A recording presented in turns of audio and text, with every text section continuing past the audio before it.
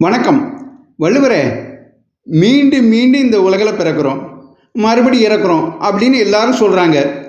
அதை பிறவிப்பினின்னு வேற சொல்கிறாங்க. வள்ளுவரே, இந்த உலகில் மறுபடி பிறக்காமல் இருக்க என்ன வழி வள்ளுவரே? அப்பனே, மெய்ப்பொருளை உணர்த்துகின்ற மேன்மையான நூல்களை படித்தும் அதன் உள்ளுரை பொருளை கற்றறிந்த ஞானியரிடம் கேட்டு தெளிவு பெற்று உண்மை பொருளாம் பரம்பொருளை உணர்ந்து கொண்டால் மறுபடி இந்த உலகில் பிறக்க வேண்டி இருக்காது. வீடு பேர் அடைந்து இறைவனின் திருவடிகளில் இளைப்பாறுவோம். இதைத்தான் கற்று ஈண்டு மெய்ப்பொருள் கண்டார் தலைப்படுவர் மற்ற ஈண்டு வாரா நெறின மெய் உணர்தல் அதிகாரத்தில் 356வது குறளாக எழுதி வச்சேன். மறுபடி இந்த பூமியில் பிறக்காமல் இருக்க அருமையாக வழிகாட்டிட்டீங்க வள்ளுவரே. கற்று ஈண்டு மெய்ப்பொருள் கண்டார் தலைப்படுவர் மற்ற ஈண்டு வாரா நெறி.